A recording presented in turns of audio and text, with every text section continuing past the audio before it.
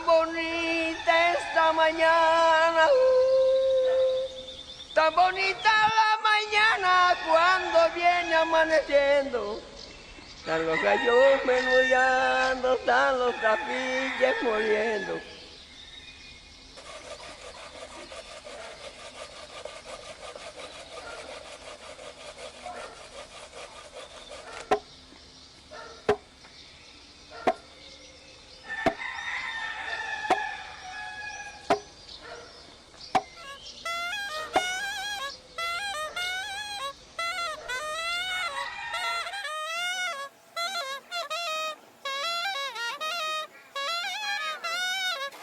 Yo recuerdo que hablaban mis abuelitos por parte de mi papá, de mi mamá, pues ellos decían que el dialecto de la lengua acá se perdió porque vinieron los españoles, que ya ellos le vinieron acá, entraron a decirle, ya le trajeron ya el idioma español como tenían que hablar, porque ellos eran indios, de que ellos no podían ser así, hablar de esa manera, porque eso se oía muy maluco las palabras que ellos hablaban. A eso contaban ellos. Y mi mamá, pues, dice ella que ya ella también, cuando ella ya empezó a crecer, que ya ella se acuerda, dice ella que ya ella no alcanzó a esa lengua de que se hablaba, porque dice ella que ya era poquita las palabras que se sonaban ya así de decir de los que hablaban ellos. Pues entonces yo le preguntaba, pero ¿cómo era el habla? ¿Cómo se decía? Entonces dice ella que lo que ella recuerda era que cuando los primos o los hermanos llegaban a la casa, no decían buenos días, sino Sacramento el altar. Y Sacramento el altar mi nene, porque se trataban era de mi nene. Si yo no le decía a usted Sacramento el altar, mi papá y mi mamá que estaban ahí, era un castigo que me daban. ¿Por qué? Porque esa era la educación que había en ese tiempo, de llegar usted a la casa y estar la señora o fuera otro ahí, llegar usted y decir Sacramento el altar. Entonces yo tenía que, después que le hacía eso, Sacramento el altar, tenía que venirme, como era un niño, tenía que arrodillarme delante de usted, darle bendito y correr y pararme y besarle las manos. Eso era todo en ese tiempo. Cuando había las cosas rígidas, que esa era la gobernación que había. Había en todo, que usted llegaba a cualquier casa y estaba un señor ahí, tenía que decirle esa palabra, Sacramento el altar. Si uno no decía esa palabra a ese señor, el padre mío y mi mamá, era enseguida un gobierno que le daban a uno.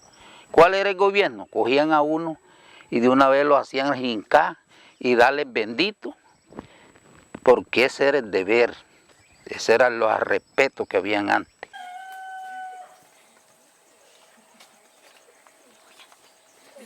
Bendito, alabado sea Santísimo Sacramento del altar de María, Tres Señora concebida sin pecado original y preexistente en la natura buena estar de Dios.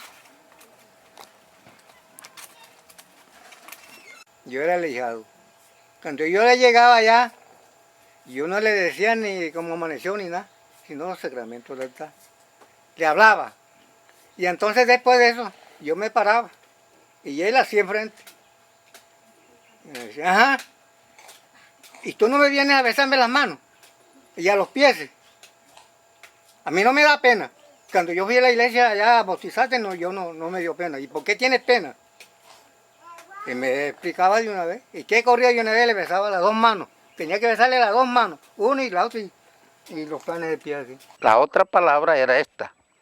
Como decir, usted llegar aquí, la mujer, con la otra mujer, decir la palabra, ya viniéramos. Esa era una palabra, ya viniéramos, ¿de a dónde? De donde ustedes, de donde ustedes. Esa era una palabra que se reconocía en ese tiempo. Decir usted, como decir yo, llegué aquí, saludarle a usted, pero mire, compa, pero mire, ¿de dónde viene usted? Pero mire, ¿de dónde es usted? Esa era una palabra natural, como ahora decir yo, amigo, ¿de dónde viene usted? ¿Quién es usted? Saludarlo yo a usted. Esa era una palabra en ese tiempo. El papá de mi papá, se llamaban Severo Roquem. Ese señor era atravesado, duro para trabajar, hablar era de ustedes, de poromire, de como decir, mañana decía uno, yo voy mañana para San Andrés, para Tuchino, decía, voy mañana para San Andrés o para Cinceleo, si no decían era, quiero orir mañana. Dos lenguas todas por aquí, atravesado uno hablaba. Decía, más guineo no le decían guineo, sino en Mauro. ¿Oyó?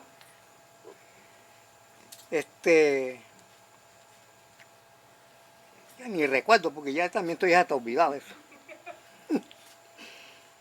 En ese tiempo que yo me levanté de 10 años para adelante, ya yo me daba cuenta cómo hablaban lo que era aquí Cerro Vidales y San Andrés y todo eso. Bueno, entonces pues hablaba la gente, hablaban de otro modo de hablar y entonces todas cosas, los agricultores también hablaban, todo era atravesado, todo. Hablaban de pedacito. Para esto es un pedacito, vamos a hacer esto hoy. Todos se reunían ahí los viejos y entraban a hablar. Yo casi no los entendía lo que hablaban. Pero sí, siempre me daba cuenta, como hablaban ellos. Todo era así. Se iban para el monte y todo, juntos ellos ahí hablando. Pero ese era un solo enredo que ellos, cuando hacían eso, las mujeres, todo. Entonces, casi, yo no les entendía casi lo que hablaban. Todo era atravesado. Todo era lengua pegada. A la yuca le decían jarioñita. El maíz le decían era las pelonas. Pelona más mirillo, sí. Yo los veía así, en esa forma así. Yo me quedaba escuchándolos apenas. Mi abuelo hablaba bastante atravesado. Se llamaba Aniceto Carvajal. Bueno, y ese señor sí lo conocí yo, que casi no le entendía lo que él hablaba. No decía garabato, sino ese garrabato. Todo era trabado. Todo eso era, casi no le digo, casi no lo entendía. Yo apenas los miraba donde ellos se ponían a hablar. Todo era como una sola enredadera. Pienso que un fracaso y fue una importancia que se nos perdió a nosotros hoy en día, un valor grande que fuera lo nuestro y por eso siento de que se perdió esa lengua de nosotros los indios zenú. Están tratando de con la nueva generación, los niños que estén estudiando también ellos meterse a esas escuelas a recuperar eso perdido, pero eso va a ser un proceso, no es que lo vamos a agarrar de hoy para mañana, eso va a ser un proceso. Más tarde, de pronto en 10 años, por allá hay bastante, se rescata algo de nuestra lengua. Hay otras etnias que tienen su lengua, su tradición y nunca la han dejado. El indígena tenía tantas cosas buenas que hoy, de ellos, es poco lo que queda de lo tradicional del propio indígena. Porque todo se nos desapareció. Lo más lindo sería eso, tener nuestra lengua para nosotros, porque nosotros nos encontramos con muchos pueblos indígenas en Colombia. Por lo menos nos encontramos son 5 macros en Colombia indígenas que están conformados en Colombia. Y por lo menos nosotros estuvimos en Atán, que están rescatando su idioma. Los yupas tienen su idioma. Los embera gatillo que están en el Alto Sinú tienen su idioma. Los que están en el Alto San Jorge tienen su idioma. Y nosotros cuando nos encontramos, ellos nos introducen palabras, pero nosotros quedamos, no entendemos lo que ellos nos dicen. Muy bonito por lo menos que uno llega, por lo menos esos indígenas cargan sus niños y ellos hablan con ellos en su idioma y los niños los entienden y los niños también hablan, introducen su idioma. Y nosotros nos quedamos mirando, viendo qué le está diciendo. Donde nosotros tenemos la misma entidad, la misma física que ellos tienen. Todo era así, todo lo fueron olvidando. Entonces ya quedó eso así. La cultura zenú comprendía la región desde el río Magdalena hacia acá, lo que antiguamente llamaban la Magdalena Grande, pero que por circunstancias de invasión de la cultura blanca, el indio fue encerrándose, hasta quedar hoy en día lo que comprende la zona del resguardo indígena de los zenú, que está compuesta por 9 municipios, 3 del departamento de Sucre y 6 del departamento de Córdoba. Esta cultura, como diferentes culturas de Colombia, han tenido esa particularidad, y es que es una cultura fácil de penetrar. Hubo timidez, de pronto fueron ideologías que trajeron los españoles para que el indígena perdiera para que perdiera esa lengua. A veces uno dice antes de ayerote, de pronto la palabra que también decía uno, ves a llevarme o ves a buscarme o espérame. Entonces ya a veces hay personas, ¿cómo dices tú?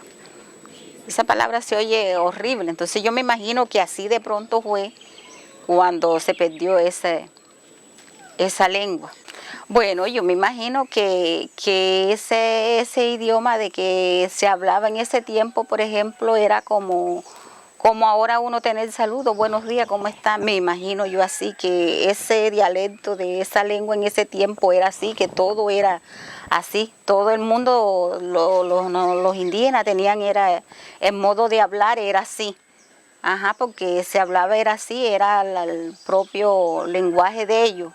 No había esa civilización cuando ya vinieron los españoles a decirle, a mostrarle, que dice ellos que el engaño vino cuando ellos tenían el oro, tenían sus cosas, de sus joyas de prenda que era de valor, que era el propio oro, sus cosas tradicionales de barro que ellos mismos los hacían acá.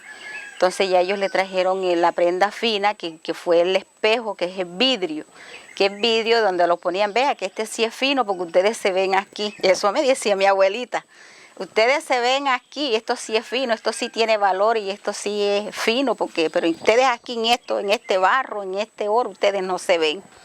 Entonces de ahí fue donde ya se fueron, es decir, ellos como apoderando de la riqueza de los indígenas, y ahí fue que ya empezaron a hablarle el castellano. Después sí ya se perdió ese lenguaje. Ya como ya entró a venir gente. Como Huaca y riqueza tenemos el resguardo. Pero todas las 83.000 hectáreas de tierra eran ancestrales indígenas. Y se metieron muchos terratenientes por medio de los turcos, porque los turcos venían cambiando las popelinas, el lacrón y toda esa ropa, por tierra. Y en última, para que los indígenas le entregaran la tierra, traían un espejo para que se vieran, como un televisor. En ese espejo se veían, entonces ellos entregaban un tajo de tierra, no medían, porque no había metro, no había de eso, pero solamente iban por la dirección de un palo. Dice, aquel palo, a aquella parte, me entrega, y yo te entrego este espejo para que tú te veas aquí, que eso es lo que más vale. Y eso le hicieron quitar la tierra, y por eso nosotros estamos muchos terratenientes dentro del resguardo.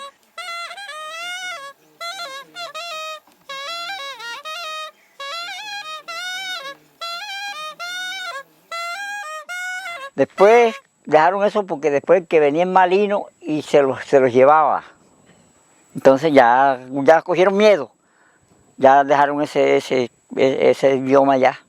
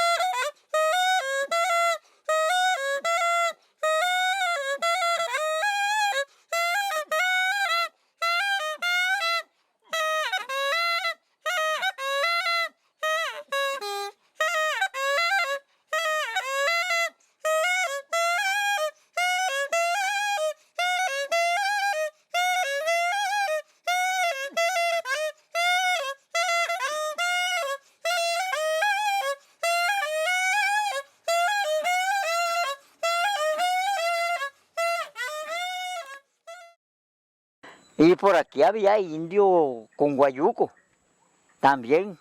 Unos señores aquí abajo del tran, eso no usaban pantalón. Eso era puro guayuco. Apenas ahí, con su guayuquito. Se amarraba la cintura, cortaban una tira así de ancha, que alcanzara aquí y alcanzara por acá atrás, que se tapara apenas fuera la naturaleza de uno. Y pasaban así como estoy, todo lo demás en cuero. Y andaba para arriba y para abajo antes. Uno salía a correr con los otros muchachos también en guayuquito. Yo llegué hasta eso, amarrarme para taparme las bolitas. Y ahí, más nada, porque no le puedo decir que ya no sé más nada. Y no le puedo contar porque ya no sé más nada, pues. Porque cuando una cultura es penetrada, ya recibe los modales de esa cultura que viene y la penetra. Entonces, poco a poco, fue cogiéndole amor a la cultura de ese que la penetró y fue olvidándolo de él. Fue olvidándolo de él hasta llegar a desaparecer. Hacen aproximadamente 200, 230 años que esa lengua desapareció. En ese tiempo se oía, la música era el pito atravesado, el tambor y no más. Aquí no se metía discoteca, ni picó, ni nada, sino todo era eso. Y el indígena bailaba eso todo era una costumbre que había. La chicha la mantenían, todo en las fiestas eran naturales de aquí. Pero ahora no. ¿Qué pasa ahora? ¿Qué viene? ¿Qué viene? El pico de afuera, viene todo lo que viene de afuera, la champeta y toda vaina, y eso ha acabado con esto. Ya las casas de palma se han acabado, ya vea puro material. Todo esto ya ha ido cambiando todo el 100%. Oye, eso ha acabado con la lengua indígena natural, la propia. Fuimos los más atacados cuando llegaron los españoles aquí a nuestro territorio, que bajaron por Cartagena, Tolú. En la orilla de este puerto, ellos se residenciaron por lo menos, y nosotros teníamos la riqueza en oro. Una riqueza muy grande, que todo el mundo tenía, nuestros abuelos, todo. Que eso era la riqueza más grande que teníamos. Y teníamos la lengua, nuestro idioma, pero la idioma, al segundo que nos atacaron, nos amenazaron. Entonces nosotros, ahí los poquitos que quedaron en los antiguas, y ellos fueron con el miedo y fueron perdiendo ese idioma y se desapareció. Pero nosotros no hemos podido localizar esa lengua materna del pueblo indígena zenú.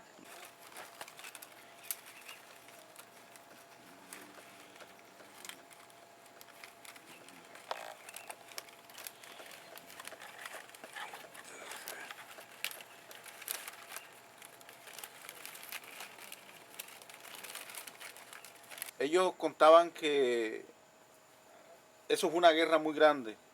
El abuelito mío logró contarme que él estaba pequeño y el papá, cuando venían las cuadrillas con las flechas esas, con la cuestión de la danza a matarlo, ellos se escapaban, se iban corriendo. Y ellos tenían crías de gallo fino, o crían un gallo criollo. Entonces ellos agarraban sus animales y para que no dieran con ellos, cogían el pico del gallo y se lo aguantaban para que no cantara el gallo, para que no dieran con ellos donde estaban. Eso cuando los atacaban. Y ellos dicen que él estaba pequeñito cuando eso, él estaba pequeñito cuando eso los atacaban. Hubo esa violencia contra el pueblo. El pueblo indígena es una nación muy atropellada de la violencia. Porque entonces uno no podía ni salir, porque allá le preguntaban a uno, ¿tú conociste a Gaitán? ¿Tú recuerdas? ¿Y qué voy a conocer yo? ¿Qué va a saber uno? Lo que haga otro por allá afuera. Mire, una vez vi a Cincelejo. Allá yo fui con la señora. Allá nos cogieron un tipo que estaba, como ahora usted con esa foto que tiene ahí. Nos llamó de una vez allá, que si sabíamos, lo conocíamos, sabíamos y que va a conocer uno. Miren, nosotros no, a mí me empujaron y la señora también lo empujaron y ya cayó en ese tiempo. Y siendo liberal, yo digo que lo que tenía que ser conservador, uno una vaina revuelta, porque ¿cómo podían acoger uno así? Llegaban aquí esa gente entonces preguntando, si, como decir, preguntando por de esos gaitanes, si lo habían matado, lo conocíamos, y como uno no dijera nada, le metían candela a la casa. Y uno que salía, todo se quemaba ahí. Recuerdo que en Palmito fue y tomó candela. Y llegaban a la casa y le picaban las puertas, como ustedes pueden observar aquí, miren. Aquí todavía hay cortadas de esa cuestión. En esa época los liberales tenían que pasar metidos en el monte, no venían aquí al pueblo, por eso, y las casas las dejaban solas, entonces ellos llegaban y le picaban las puertas, los horcones, todo eso, y muchas veces las casas las quemaban. Era prácticamente una violencia que había cuando eso, una ignorancia, porque para mí eso era ignorancia de esa cuestión que hacía esa gente. Los zenú aquí lo que le está quedando ahora, que mire que, pongamos, vea, aquí se han metido gente de otras partes, de todas partes, y ya se están realizando con lo mejor que haya por aquí. Tú te haces amigo de un indio zenú y eres amigo para toda la vida. Y siempre que llegues a la casa de ellos, serás bien recibido. Y lo mejor de su casa es para ti, porque eso sí tienen ellos.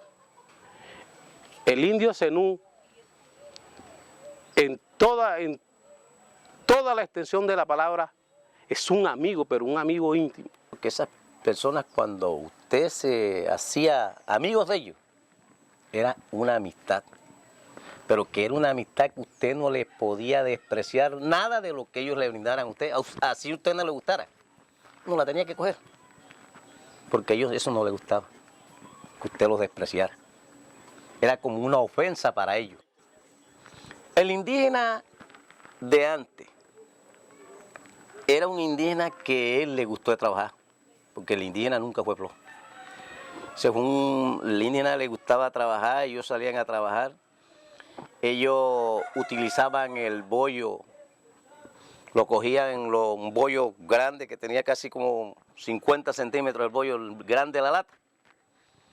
Hacían unos bollos y ese bollo cuando tenía 2 días, es un bollo que podía, usted le daba otro y lo podía matar con el bollo ese. Porque era un bollo y ellos lo cogían y lo esmigaban con la boca así, lo echaban en una tutuma y al mediodía hacían chicha ellos mismos. Esa chicha la utilizaban ellos porque fue una cuestión de ellos con ese sistema de la chicha. En ese tiempo era lo mismo, todo el mundo se levantaba a las 2 de la mañana, se hacía la chicha de maíz, ¿oyó? Y antes, la chicha, hacían las mujeres la chicha y entonces ya en la madrugada se le colaban un calabazo que era así, le hacía un poco de hoyito. Pam, colar, todo el mundo, pero no era chicha así fría. Ayer atizaban un fogonado. Esa chicha que cuando venía aquí venía era caliente y teníamos que beberlo así. Sí, sí, borracha, es fuerte. Porque solo cogen y lo pilan, lo cortan y a los 2 días está fuerte esa chicha. Pero eso es alimento, yo. Se coge una chocora chicha y se la bebe. Bueno, no le da hambre, se aguanta todo el día. Esa es la chicha bocúa esa. Y después que colaban esa chicha, lo ponían a cocinar en el fogón y se la tomaban caliente, que eso emborracha. Se la tomaban caliente. ¿Y cómo se llamaría eso en el momento que ellos, en su idioma? La chicha le dicen cancarria, bocúa y bocana. O sea, ese es el nombre típico del masato para la chicha. Entonces nosotros no sabemos si eso por lo menos serían palabras antiguas que nuestros abuelos los conservaban.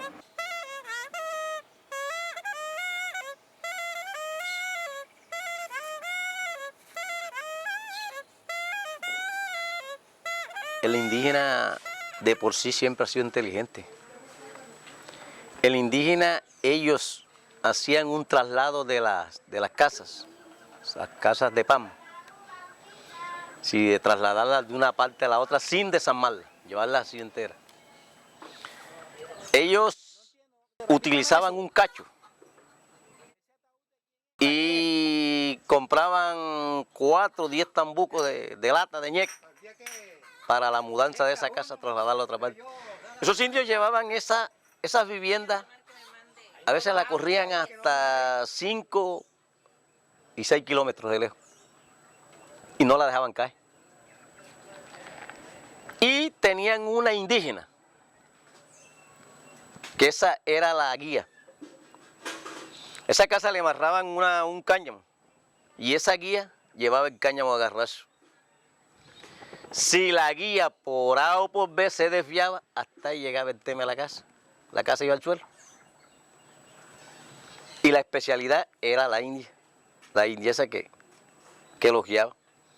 Y esos indios trasladaban esa casa a ese lejos, pero la llevaban a una velocidad rápida. Y la llevaban ahí, la montaban, la instalaban en una casa de 8 metros de largo, y la llevaban. Y allá llegaban, cuando ellos llegaban a esa cuestión allá, ya los horcones estaban listos, puestos. Cuando ellos llegaban, ya esos horcones tenían que estar listos. Que ellos llegaban ahí, enseguida trabajaban con horquetas, empezaban a levantarla y vuelve y la colocaban en los horcones y la amarraban, quedaba la casa intacta. Ni se desarmaba ni nada. Eso era una cosa que uno la admiraba y la cantidad de la vaina lejos que la llevaban esa cuestión de esa gente.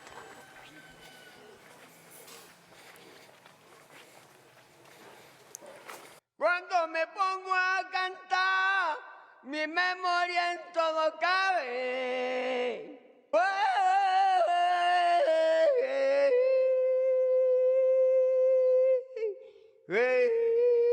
Cuando un niñito se moría, lo enterraban chiquitico, lo enterraban por allá, entonces ya quedaban las compañitas. Entonces todas las noches a jugar florón. El florón era, se gustaba hace poco de mujeres, muchachas, y estaban a jugar florón, se ponían una tras de otra, y que se daban las manos con la otra, a jugar florón. Ese era un cantillo que tenían bonito también.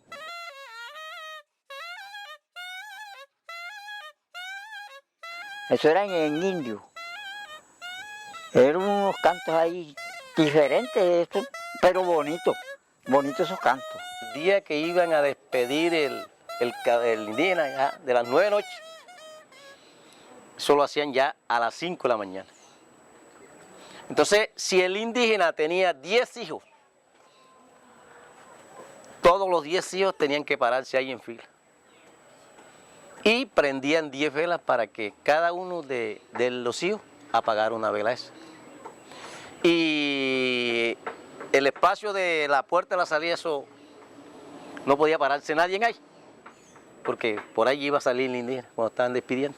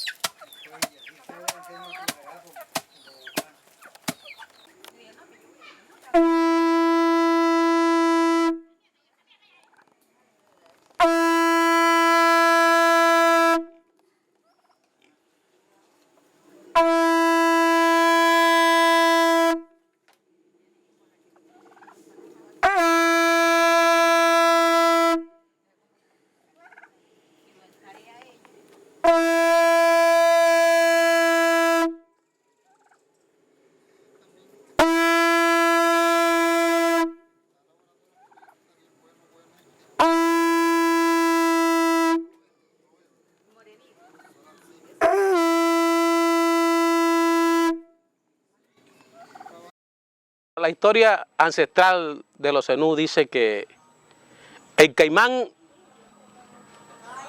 de oro existe, un caimán de oro que tiene la cabeza en el municipio de Palmito, la cola allá en Ciénaga de Oro, una pata en Momil y la otra en San Pues.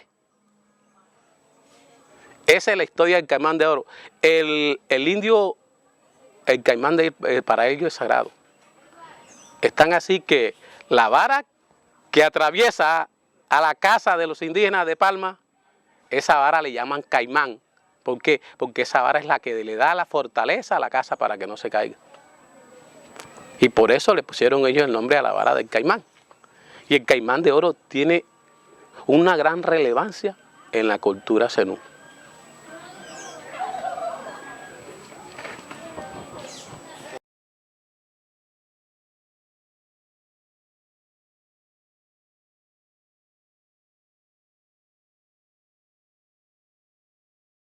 Una vez tuve la oportunidad de visitar a Eusebio Feria, el cacique. En ese entonces, te estoy hablando de unos 25, 30 años atrás, el señor era una persona muy recta, tenía una línea y no compartía lo que estaban haciendo los de ese entonces.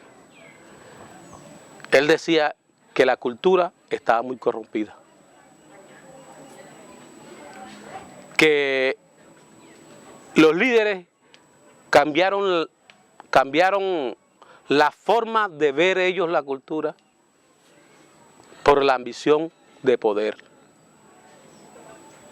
Dejaron a un lado la rectitud que tenían los caciques de la antigüedad por interés.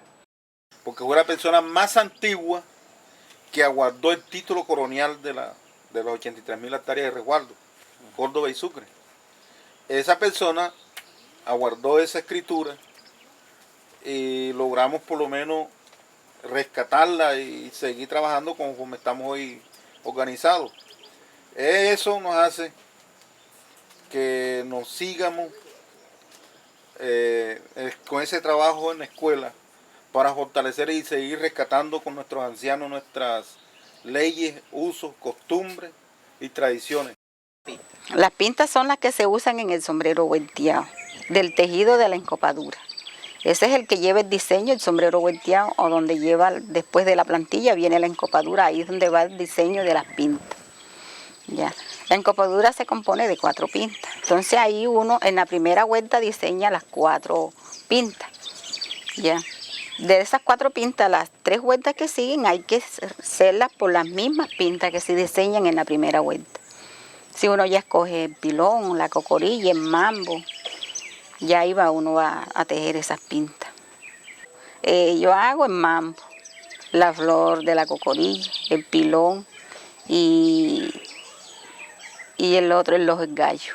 La flor de la cocorilla es una planta natural. El ojo del gallo, pues, es el animal que se usa en el patio. Y el pilón, pues, es el pilón, que eso es tradicional, que es un pilón donde se pila, porque es el material propio que se utiliza acá en la zona indígena para pilar el maíz, el arroz. Yo pienso que eso hay que hacer una investigación porque en esa parte estamos cortos. Yo le he preguntado a varias personas que ya saben bastante trenzar, saben de granito de arroz. Eso puede ser un mensaje. Hicieron ese trabajo, fue propio de aquí. Pero entonces ahora, ¿qué está pasando? Que como esto aquí lo cogieron, lo han transportado para varias, digamos, ciudades, naciones afuera. Ya los pintores cogen eso allá, lo pintan, que eso no lo había aquí. Ya eso ahora lo han usado afuera, lo han hecho con el trabajo de aquí. Se ha ido a otras partes. Y aquí lo dejan en claro. Las pintas por lo menos se dedican las pintas del sombrero, que como se conoce por lo menos lo que hay en el campo, por lo menos el pecho del grillo, la flor del limón, la flor de la cocorilla.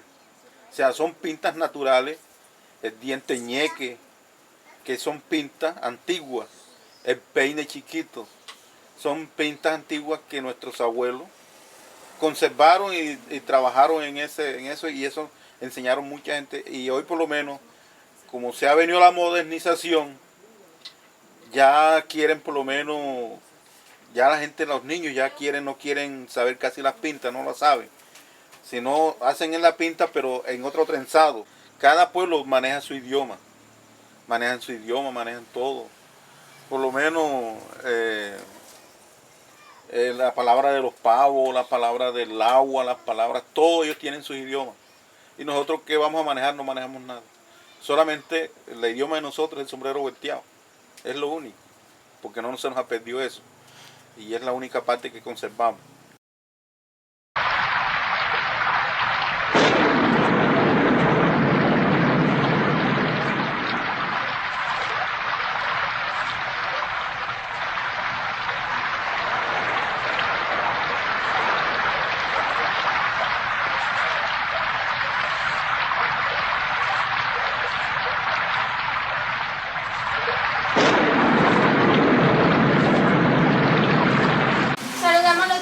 Barrios que se encuentran en la sintonía de los 105.6, como son la calle principal, calle Santander, calle Pincharol, calle Loriquita, calle El Hueso, calle Las Palmas, barrio Santo Domingo, barrio San Antonio, barrio Villa Mati, Villa Lina.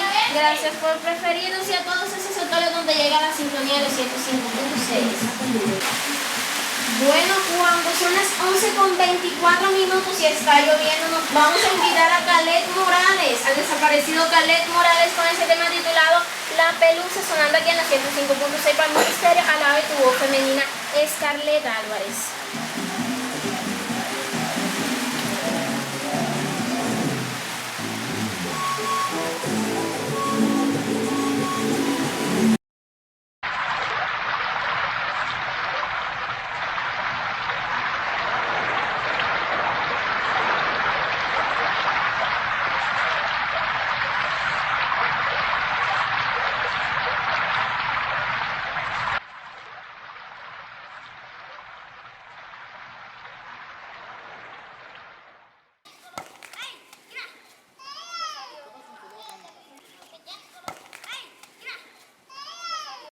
El indio zenú tiene algo que lo caracteriza, y es que cuando él tiene un alimento en demasía, lo comparte con sus amigos.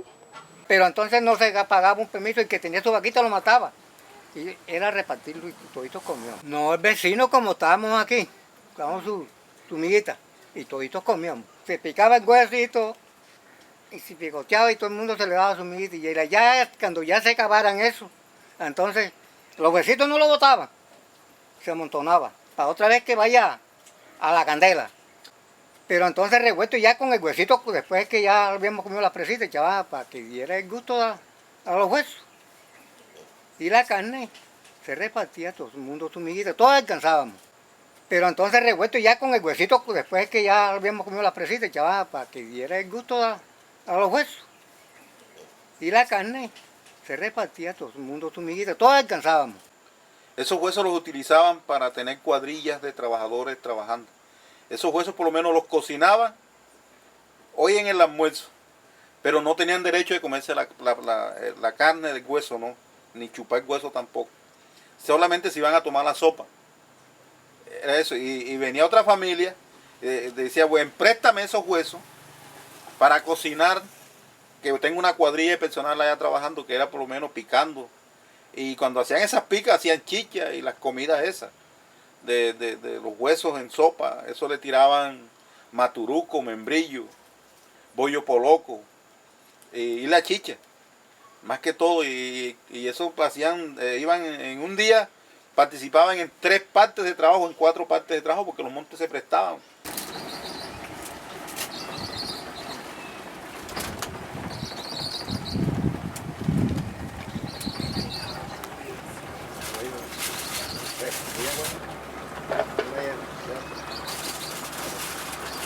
Dos indígenas, los únicos que conservaban nuestro idioma, nuestra lengua materna.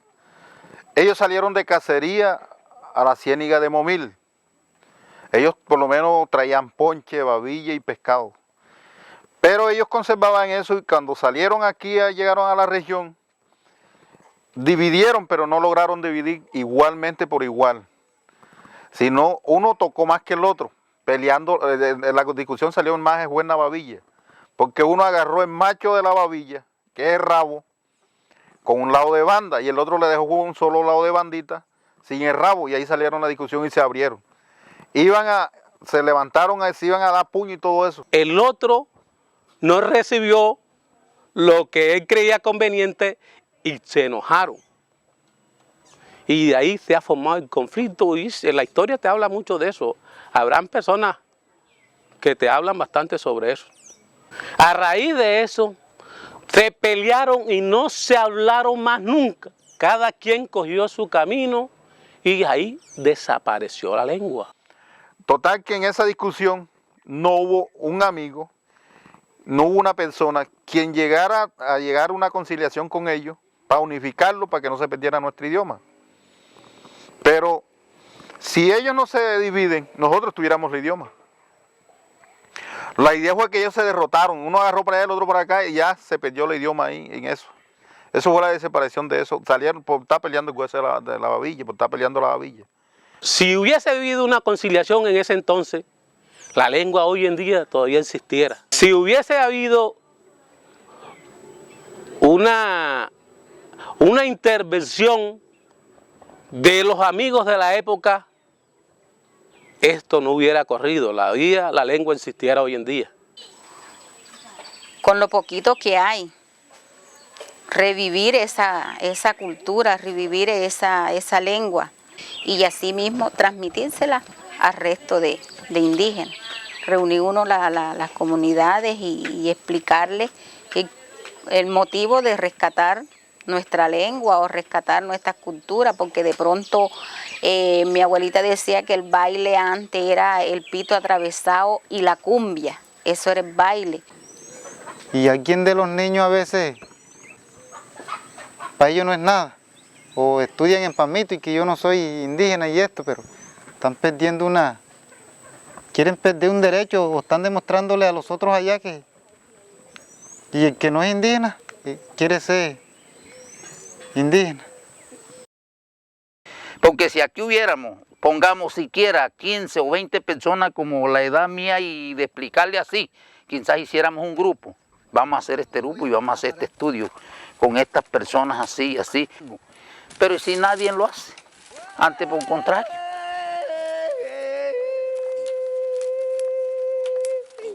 Hey,